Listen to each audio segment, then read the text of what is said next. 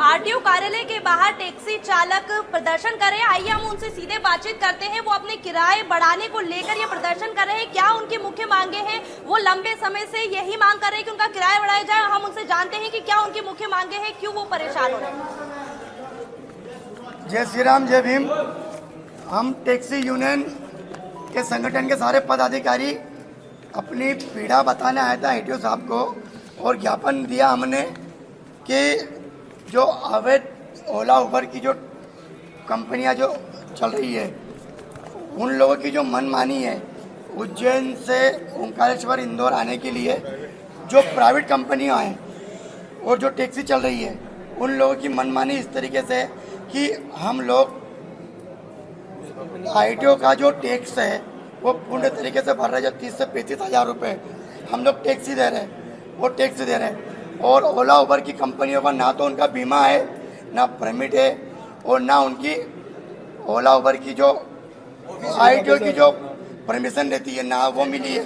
उन लोगों को अभी भी टैक्सी चल रही है, और रेट में जहाँ हम लोगों का रेट है 3,000 रुपये। लंबे समय से आप ये मांगे कर रहे हैं, क्या आपको निराशा हाथ लगेगी? आपकी मांगे पूरी होगी?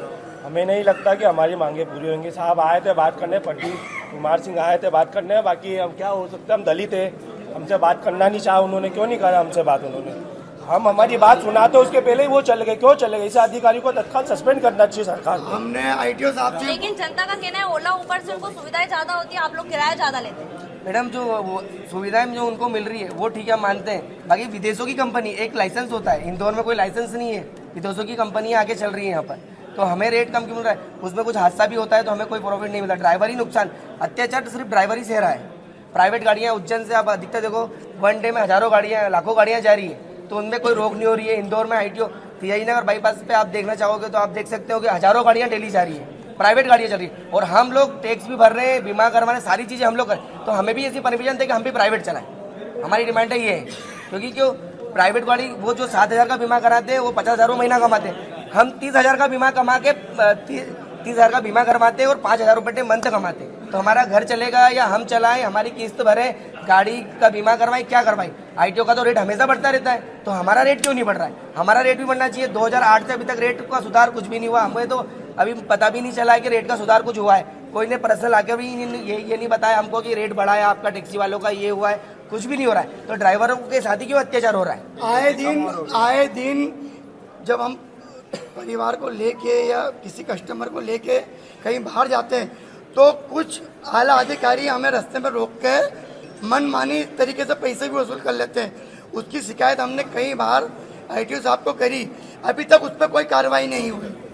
हमारी मांगे ये है, प्राइवेट गाड़ी इंदौर में नहीं चलना चाहिए, उज्जैन में नहीं चलना चाहिए, यही मांगे। और रेट में कुछ सुधार आए, रेट हमारा बढ़ना चाहिए, क्योंकि काफ़ी कम रेट मिल रहा है टैक्सी वालों को रेट ही नहीं मिल पा रहा है। हर मतलब फिटनेस बीमा में रेट बढ़ रहा है, तो ड्राइवर का रेट क्यों नहीं बढ़ रहा है? हमने आरटीओ सर से यही निवेदन करा है कि हमारा रेट भी बढ़ाए कुछ। सर हमने ये चर्चा कर, ये हमारी पूरी टीम ने पूरे सारी टैक्सी वाले भाई लोगों से निवेदन करके हम लोगों ने रेट फिक्स करा है। हमारा उज्जैन का हमारा पैकेज रहता है, टोल टैक्स पार्किंग इंक्लूड रहता है 3,000 रुपये।